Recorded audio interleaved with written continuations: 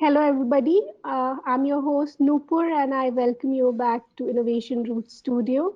And today we have a very special guest, Jason Little, with us for an interesting discussion on lean change management and beyond. Welcome, Jason. Thanks for having me. I'll just let you know a little bit about Jason. He's the author of Lean Change Management. He began his career as a web developer when cold fusion roamed around the earth. And over the following years, he moved into management, agile coaching, and consulting. And we are excited to have with us today. Thanks. I wonder if anybody will remember what cold fusion was. There's usually Uh, one or two. I was going to ask you, maybe we'll cover this towards the end. Yeah. Yeah. Jason, as you have written lean change management, so let's begin with what is lean change management? So the I guess it goes back to 2009. So I was almost a year into an enterprise transformation, and I think I hit the point where um, lots of other agile coaches I know, you hit the point where it's just like, why don't people get this? This isn't all that hard. Like, why are things not moving forward? What's going on? And it was New Year's Eve day, and I was sitting there in the client's office, and it's a gigantic office. It's like the size of a city block. So it's, there's like 6,000 people. It's one floor, so it's just a massive old distribution center that was um, uh, created, turned into office space basically. So building's mostly empty because it's New Year's Eve day, and I'm just sitting there just wondering, like, this has all just been a waste. Like, nothing's working. I don't get it. And I just started thinking and writing and just reflecting, and then started wondering about this whole greater outside organization that is being affected by this, but we don't have access to them. So I started thinking that there's just got to be a better way to do this. So um, early on in that transformation, there was myself and another coach and one stakeholder. So back then there wasn't, like, the Agile COE idea didn't exist and some of these other things. And I was trying to convince them to run like weekly change sprints, basically. Like, let's get a backlog of stuff we need to do and let's try to do this in an agile way.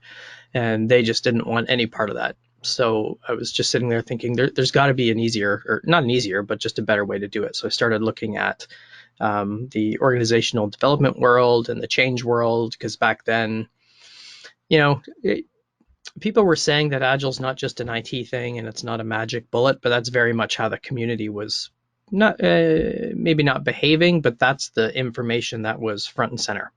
So there wasn't a lot of stuff around the organizational change aspect of Agile compared to what there is today. So that basically led to a video tutorial series through Pearson Education. So someone from Pearson saw me speaking at one of the Agile conferences and said, "Oh, no one's really talking about this in this kind of way." So it all started out of necessity, and then it became the lean part was really about the definition of the word lean.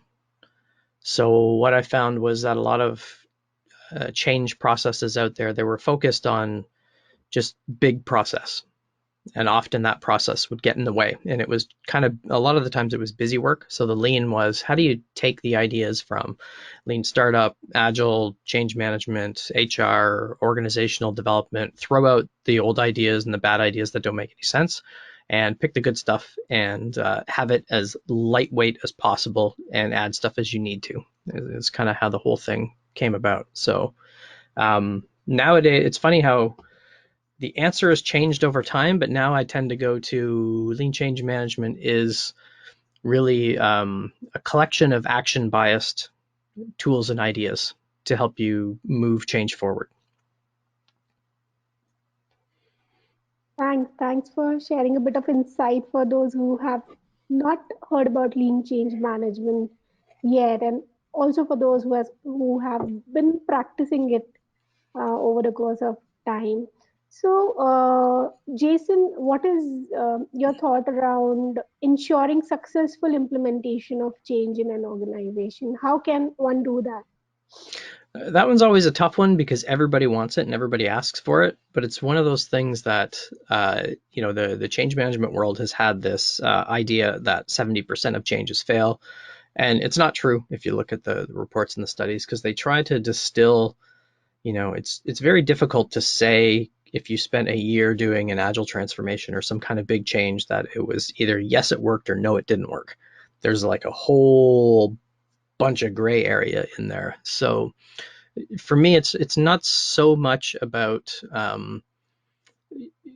we can't know at the beginning if it's going to be successful, and we can't guarantee it's going to be successful no matter what. So I tend to move the conversation more towards diagnostics and measurements. So nowadays I think when companies want to transform, they generally know we want to go in that direction, but early on it's impossible to know what those outcome measurements are.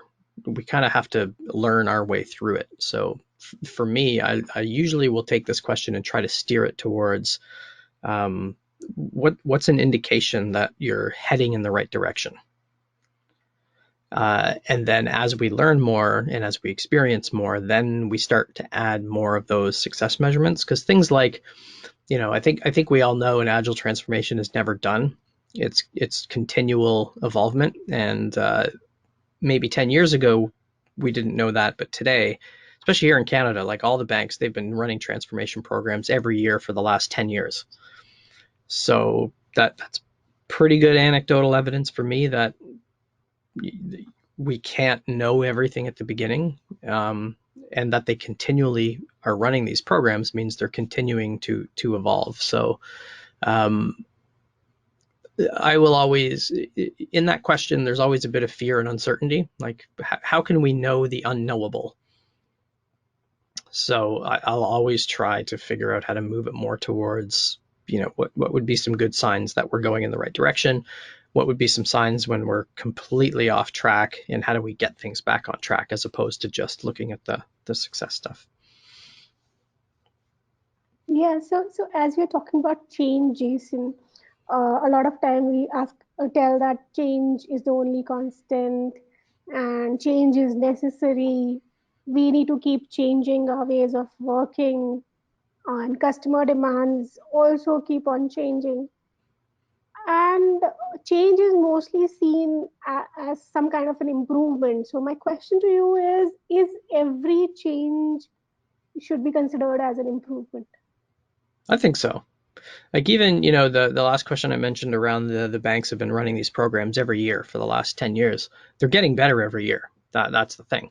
So the desire is we're going to start a transformation program, define all of our success metrics, and then when the program is done, we've achieved ROI on that change. So they still run it mechanically like those projects, but things do get a little bit better. One of the banks I worked with, they had basically it was more of a process improvement as opposed to like I guess a more transformation related to values, principles, mindset, if you will. I guess that's a nice way to say it. So it was kind of, if you wanted to run a project, you could run it down the waterfall stream or you could run it down the agile stream. And there was just basically a bunch of process for both, and the agile one was lighter.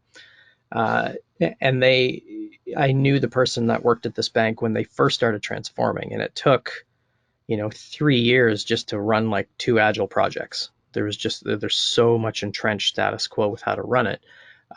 So he did all the hard work to get things to a state where now they could actually create an agile process to run projects. And I guess agile purists will say, well, that's a horrible thing to do. You don't run agile projects. You got to change mindsets and blah blah blah. But that was a good incremental improvement for them. Then the next step was, let's get rid of our waterfall process and let's create an iterative model and an agile model, and let's try to pick a process that will suit the context a little bit better. So the year after that, it got a little bit better. So they kept making these little small improvements over time. And I think as an outsider, like as consultants, we don't get to see those things over time. Like we come in for 6 months or we come in for a year, whereas the people in the organization, they're there for multiple years, so they get to see how things improve over time. So I don't think I've seen a change where something hasn't improved, because if it's wrong, they stop it.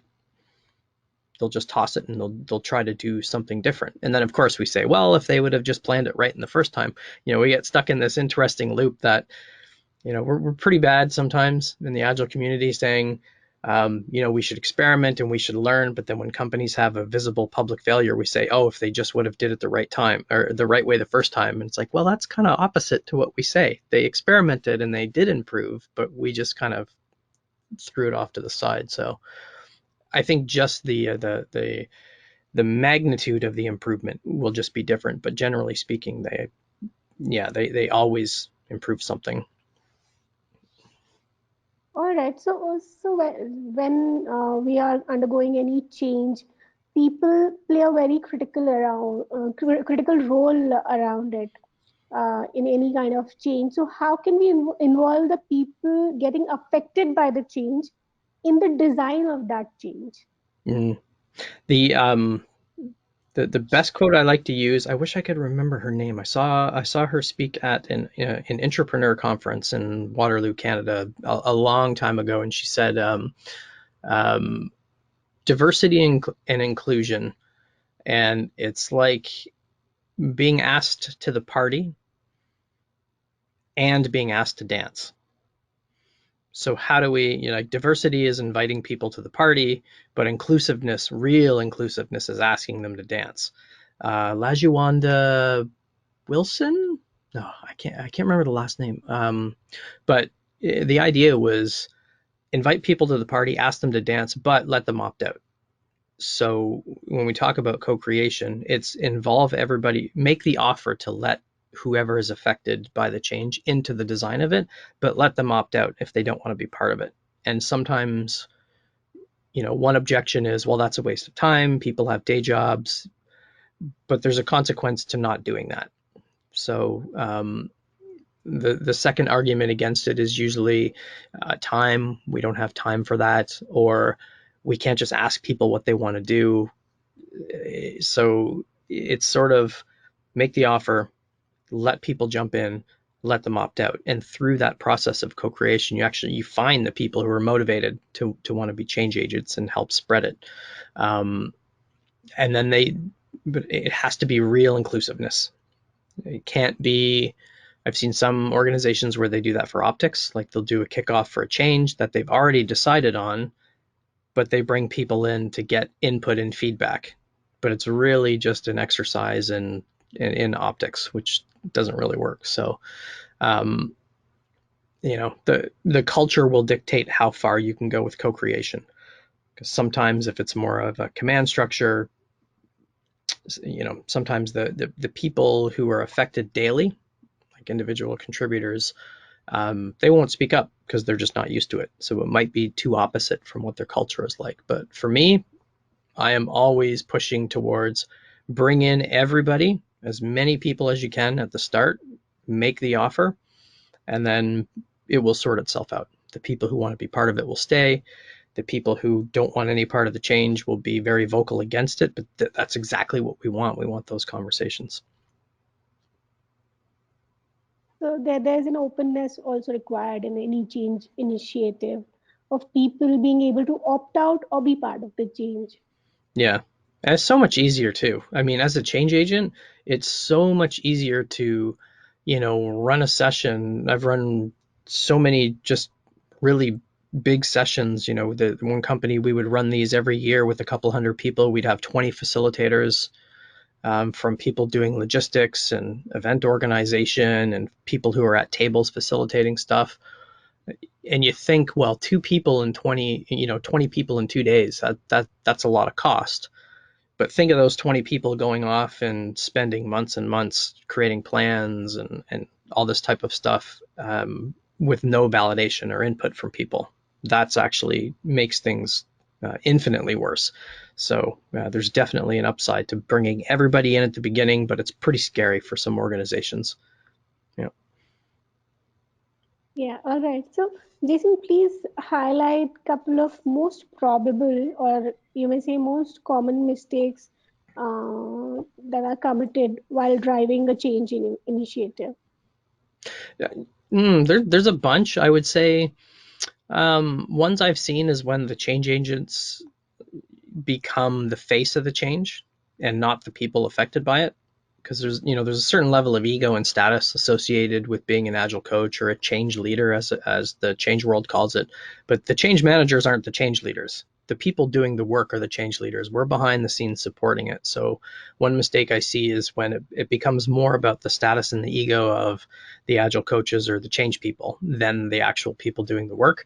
um, the intent is always good, but we're not leading it, we're facilitating it, which there's kind of a big difference, even though it sounds like a subtle difference.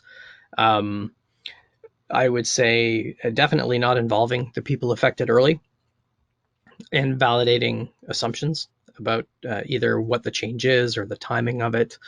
It is another common mistake. Most of the things I see, especially in enterprises, is usually when there's other things going on in the organization that are working against the change. So timing. One organization I went into, I didn't end up doing any work with these guys, but they did all their annual planning in August and created the budget and the schedule and the roadmap for all the following year. And then part of that portfolio was to do an agile transformation that they were going to start in September. And this is just bad timing, because you can't really, they've already committed all the funds, they've already committed all the people to the different programs in their old delivery model, and now they wanted to keep that commitment and change the delivery model. And just it's like a impedance mismatch with speakers, right? If you use the wrong kind of wiring or source or power, you're going to blow your speakers up. They're just not in phase or in match or in impedance. But same thing in organizations. There's oversaturating people with change, because there's so much. Like each department's got their own objectives that sometimes collide with each other, and they often don't bring those things into alignment. So um, yeah, definitely the when the ego of the change agents takes precedence over the change, bad timing. And I guess the third would be when the approach is too different from the culture. Like some organizations that expect things to work in a certain way, where it's push based and it's planning and the thinkers do all the thinking and they push it on the doers. If we try to use like a co-creation type of approach in that organization, it's too different from what they expect. And sometimes it just falls flat, because it's the approach for the change is just too different from what the norms are. So probably those three things, I would say. Yeah, thank you, Jason. Now, let's just try conclude this thing that change is mostly driven by coaching. And where do you see the concept of agile coaching in 5 years down the line? Is it still going to exist? Is it going to be replaced by something else? What do you see? I remember I had that question in an interview probably 5 years ago now. So it'd be interesting if I could find what that was to see what I said like back then and see what happened now. It would be pretty cool. But I think it'll still be around in some form. It might be called something different. I see some organizations now that uh, mostly enterprises, they're putting the word agile in front of all of their functions. So now there's agile HR, agile change, agile development, agile testing, agile DevOps, agile product, agile whatever. So I think there's always going to be the idea of somebody who helps people in organizations evolve and change, like whether it's called an agile coach or just it goes back to change consultant or change managers. What coaches do will always be around, but it might just be called something different. Like even here in Canada, some organizations now they have business agility COEs and they have business agility coaches. So now they have business agility coaches, agile coaches, innovation coaches, process improvement coaches, Lean Six Sigma coaches. So they have all these separate stacks of hierarchy and people doing kind of the same work, but competing with each other. And now I'm sitting here on a team and I've got like 5 different process coaches that I have to follow and try to do these different things. So hopefully it comes more into alignment around, you know, people in an organization that are great problem solvers that know how to help the organization move forward. But I think it'll always be around. I don't even think we've hit the peak yet. I mean, you can probably see what the growth has been like for training and methods and models, and it keeps increasing and increasing and increasing. So I think it'll always be around for sure. Just the label might evolve and change a little bit. All right. Thank you, Jason. Thank you for sharing your thoughts and experiences with us. Is there any one thought that you want to leave our audiences with? One thought.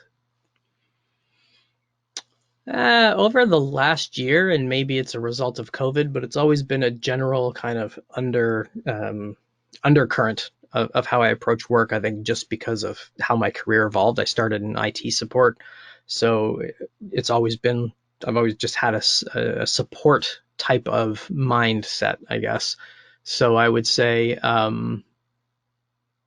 be useful and be helpful. That's it. If you can stick to those two things, the methods, tools, frameworks, none of that stuff matters. If you genuinely want to help people improve the lives of how people work, be useful, be helpful, and the rest will sort itself out. That's kind of need of the hour. Thank you, Jason. Thank you for being with me for this discussion. I thoroughly enjoyed, and I'm sure the audiences are also going to enjoy this discussion. Thanks once again. Awesome. Thanks. Thanks very much for having me.